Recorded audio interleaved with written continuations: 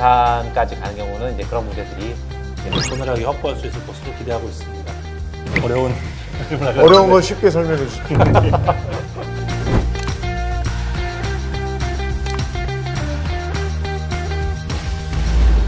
안녕하십니까. 오늘 참석한 전문가는 한철종입니다. 네, 조윤민입니다. 네, 두 분 참석해 주셨고요. 네. 그러면 마이크로 LED, 나노 LED 관련돼서 국내 업체의 기술 개발 현황은 삼성, LG 위주로 되고 있다. 네, 맞습니다. 그러면은 이게 제품화에 적용되고 있는 혹시 있나요, 국내에서? 국내에서는 이제 삼성 같은 경우에는 네네. 이제 몇 년 지났지만 네네. 어쨌든 65인치로 시제품을 네네. 개발했다라는 게 신문에도 난 적이 있었고요. LG나 삼성에서도 실제 제품 자체를 내놓고 있지는 않지만 실제로 R&D 차원에서 관련된 논문들을 이제 냈던 상황이고요. 저희도 나노 LED 쪽으로 과제를 진행해서 이제 성공적으로 이제 과제를 1차적으로 마친 상황입니다. 그럼 이게 들어보면 되게 좋아 보이는데 실제 제품화를 하려면 사실 바틀렉이 되게 많을 것 같은데 네. 뭐 전사 이런 것도 중요하겠지 뭐 다른 것들이 더 어려운 게 있습니까? 기본적으로는 이제 각 픽셀의 균일도를 맞추는 게 가장 중요하고요. 균일도를 맞추려면은 들어가는 그 나노 LED 입자의 그 숫자를 이제 정확하게 제어하는 게 굉장히 중요합니다. 그게 가장 이제 어려운 기술이라고 할 수 있고요. 그 다음에 정렬을 이제 유전 용용이라는 방법을 통해서 이제 전기장과 용액과의 서로의 상호작용에 의해서 우리가 원하는 위치에 딱 정렬을 할 수 있느냐. 정렬도가 100%까지 나와야 이제 가장 효율이 올라가는 거죠. 아직 이제 R&D 단계이기 때문에 이제 양산까지 가는 경우는 이제 그런 문제들이 이제 해결이 이제 되어야 될 것들이 중에 하나이죠. 그리고 또 하나 궁금한 건 그 나노 LED가 작아지니까 사실은 그 표면 대비 부피 비율이 커지니까 네, 맞습니다. 효율이 저하되는 문제가 예. 있을 것 같은데 네네. 그런 건 어떻게? 기본적으로는 이제 그 LED 칩의 표면이 많아질수록 그 표면이 그 실제로 이제 효율을 낮추는 그 요인으로 작용을 하게 되고요. 거기에 결함들이 이제 많이 생깁니다. 그런 결함들이 이제 효율을 낮추게 되는데 그 나노 LED를 만들 때 그 결함들을 덜 생기게 하는 방법이 연구가 되고 있고 또는 결함이 생겼더라도 그걸 다시 리커버할 수 있는, 회복할 수 있는 그런 공정들에 대한 기술들도 개발이 되고 있습니다.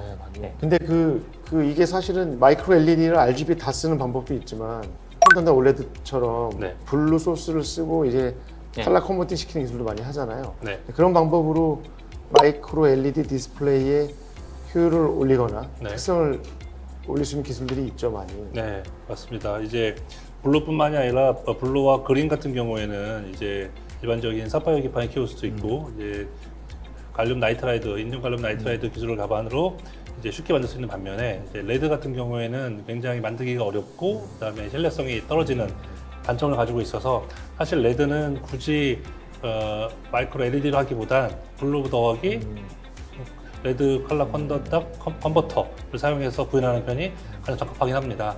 우리나라에서는 퀀텀 닷 기술을 세계 최고 수준을 가지고 있기 때문에 마이크로 LED 기술과 그 퀀텀 닷 기술을 잘 조합하게 되면은 차세대 그 TV 기술이라든가 대면적 디스플레이 기술을 원활하게 확보할 수 있을 것으로 기대하고 있습니다.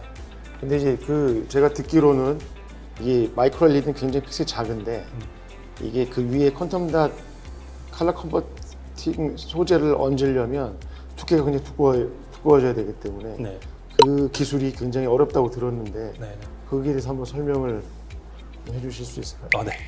어려운 걸 쉽게 설명해 주십시오. 색깔을 컨버팅하기 위해서는 일정 색깔을 흡수했다가 색깔을 변환해야 되기 때문에 최소한의 두께가 필요합니다.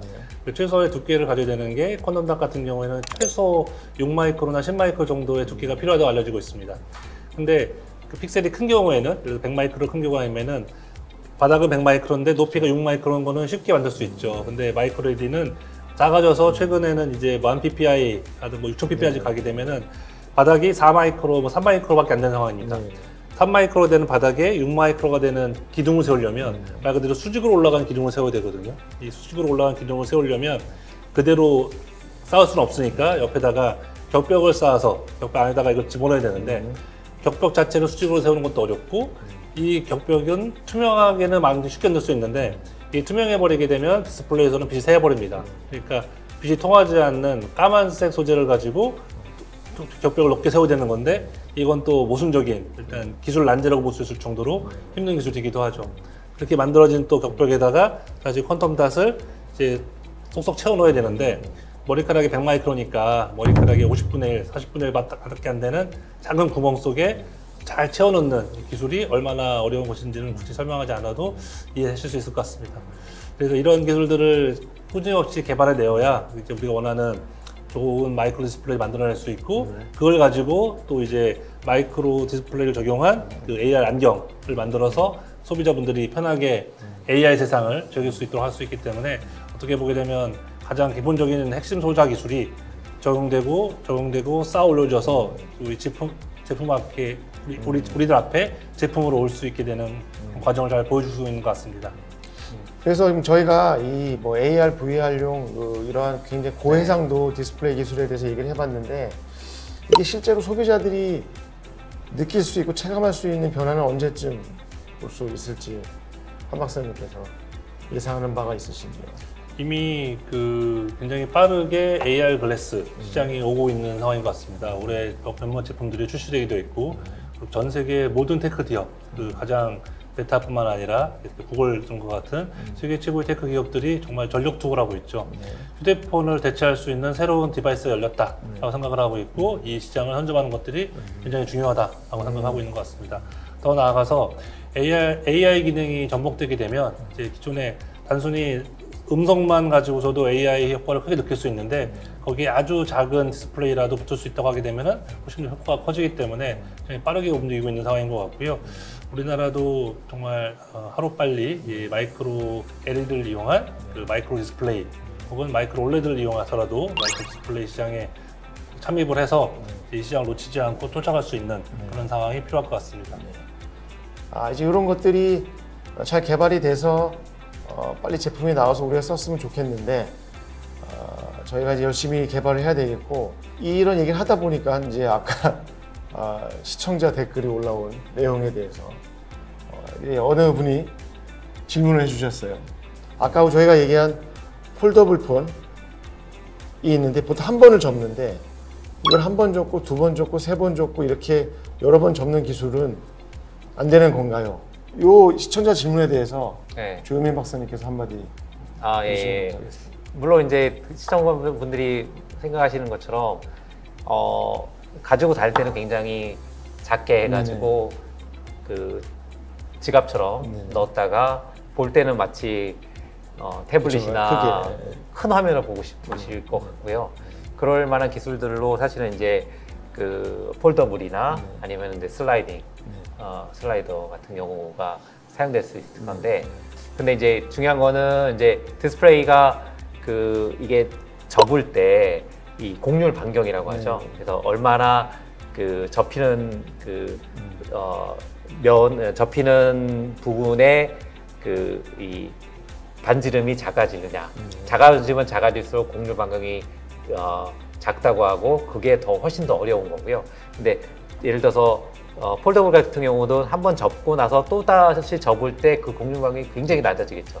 그런 경우는 거의 이제 현재 기술로는 뭐 거의 어렵다고 볼 수 있고요. 그러니까 접더라도 예를 들어 여기 종이가 있네요. 네. 대본을 보시나 봐요. 제 앞에 이 앞에 있었습니다. 제가 자, 그렇게 한번 접더라도 그 다음에 이렇게 다시 접으면 이 두 번 접히는 부분이 곡률 반경이 거의 0에 가까워지거든요. 그래서 사실 이런 경우는 현재 기술로는 불가능하고 그렇다 보니까 그냥 바깥쪽으로 접는 식으로 이런 식으로 가거나 아니면은 슬라이딩 같은 경우도 안에서는 이렇게 말아도 있지 않습니까? 롤러블이 되는 거죠. 롤러블이었다가 쑥 나오면서 이제 되는 기술. 그러니까 결국은 어느 정도의 곡률 반경은 꼭 있어야 된다. 이게 이제 아직까지는 이제 디스플레이의 기술적 한계다라고 볼 수가 있겠습니다. 그래서 여기에 한 박사님 생각은 어떠신지요? 폴딩이라는 것들을 이제 한 번 접고 두 번 접고 하는 개념들은 이제 보통 신문지에서 많이 왔죠. 신문지를 접을 때 타블로이드를 만들 때 이렇게 접고 이렇게 좁고 이렇게 접어도 충분히 이제 우리가 원하는 거를 감당할 수 있으니까 디스플레이도 그렇게 할 수 있으면은 손바닥만한 디스플레이가 옆으로만 길어지는 것이 아니라 위로도 펼쳐질 수 있지 않을까 생각할 수 있지만 말씀하신 것처럼 접힌 부위가 한 번 더 접힐 때 그 인폴딩 된 부분이 아웃폴딩 되거나 여러 가지 다양한 상황이 발생할 수가 있습니다. 이제 그런 부분들은 아직까지는 기술적으로 너무너무 어려운 부분이라서 어려운 부분이고요. 대신에 요즘은 어떤 기술이 나오고 있냐면 모듈러 디스플레이라는 기술이 나오고 있습니다. 마치 블록처럼 이제 이걸 옆에 붙여서 딱딱 붙이게 되면은 LED 전광판에 해당되게 되는 블록들을 휴대폰만하게 착착착 갖고 다니다가 필요할 때 풀어서 자석 블록 붙이듯이 착착착 붙여버리게 되면 커질 수는 있을 것 같습니다. 오히려 이런 그 모듈러 타입의 휴대폰 기기라든가 이런 기기들은 개발될 수 있을 것 같고 그런 것들이 아까 말씀하셨던 이제 두 번 접혀서 생기게 되는 제로 공률을 극복할 수 있는 다른 방법이 되지 않을까 생각도 한번 해보고 싶습니다. 네, 그래서 하여튼 사실 이러한 질문들이나 저희가 아까도 얘기했지만 영화 속에 나온 얘기들이 사실 개발자들한테 굉장히 화두를 주는 일들이 많잖아요. 그래서 이런 것들을 저희가 잘 보고 잘 개발해야 될 것 같고 오늘 생각해 보니까 오늘 저희가 얘기한 걸 합치면 배터리 소모가 굉장히 적은데 안경 타입의 고해상도의 AI가 되는 안경을 꼬깃꼬깃 접어서 주문해 드릴 수 있는 디스플레이를 만들면 네, 대박이겠죠. 참 대박일 거라는 네. 생각이 들고요. 이런 디스플레이를 저희 만들 수 있도록 저희 캐티 디스플레이 연구센터가 최선을 다해서 연구 개발을 진행하도록 하겠다는 말씀을 드리면서 패널분들 한마디씩 하시고 마무리를 하시죠. 예. 조민 박사님부터. 네. 이렇게 그 테크토크를 통해서 또 유튜브 시청자들도 뵙고 저희 부서를 또 홍보할 수 있는 또 좋은 기회가 된 것 같습니다. 어쨌든 저희가 한국의 디스플레이 산업이 요즘 많이 어렵다고 하죠. 세계 1위도 중국에 뺏긴 상황이고 그런 차원에서 보면 향후의 미래 먹거리에 대한 준비가 굉장히 오히려 더 철저하게 진행돼야 될 시기라고 생각이 되고요. 제가 이제 마이크로 LED를 연구하는 사람으로서 이미 중국이나 대만도 굉장히 마이크로 LED를 투자를 많이 하고 있는 상황에서 한국도 더 이상 뒤처지면 안 되겠다라는 생각이 들고 이런 시기에 또 저희의 또 그 책임도 좀 더 막중한 것 같습니다. 네. 저도 열심히 하겠고 한국의 디스플레이 산업 발전을 위해서 디스플레이 그 업계에 계시는 모든 분들의 파이팅을 기대하겠습니다. 네. 파이팅! 감사합니다. 자, 한천종 박사님도 마지막. 그 다양한 반도체 디바이스들이 있죠. 그러니까 태양전지가 있고 LED가 있고 그 디스플레이가 있고 반도체가 있는 것 같아요. 어떻게 보게 되면 뭐 난이도라고 말하기보다는 뭐 회로의 복잡성으로 보게 되면 태양전지가 가장 구조가 단순하고 회로가 그 다음에 그 LED 그 다음에 이제 겹치고 있는데 이게 그 경쟁국의 수위를 옮겨준 순서가 정확하게 태양전지, LED 그 다음에 디스플레이에서 이제 LCD가 거기 넘어간 상황이 보여집니다. 어떻게 보게 되면 그렇게 보게 되면 이제 다음 순서는 OLED 그 다음에 반도체라고 보여지는데 그랬을 때 우리는 그러면 이거를 OLED에서 이걸 어떻게 막아내느냐 이게 경쟁국을 못하게 할 수는 없어요. 우리가 잘하는 수밖에 없고 더 격차를 벌려야만 우리가 나갈 수가 있는데 그럼 도대체 어떠한 기술 요소를 개발을 해내야 이제 경쟁국과의 차별을 더 기술 격차를 누릴 수 있을 것인가에 대한 고민이 필요한 것 같고 그런 고민과 그런 실행하는 것들이 결국 우리 연구자들의 역할인 것 같습니다. 그런 측면에서 오늘 말씀드렸던 많은 것들이 결국에 어떠한 요소들을 더 차별해내야 소비자들한테 실제로 베네핏을 드리면서 기술적 격차를 유지할 수 있는가에 대한 내용이었다고 보여지고 있고요. 그런 것들을 앞으로도 계속 찾기 위해서 노력하고 열심히 하겠다라는 말씀을 드리고 싶습니다. 하여튼 오늘 긴 시간 동안 그 우리 조현민 박사님과 한천종 박사님이 좋은 얘기해 주셔서 감사드리고요. 저희 디스플레이 연구센터는 항상 눈과 귀를 열고 있을 테니 좋은 아이디어가 계시면 연락 주시기 바라겠습니다. 네, 그럼 오늘 테크토크는 여기서 마치도록 하겠습니다. 네, 감사합니다. 감사합니다.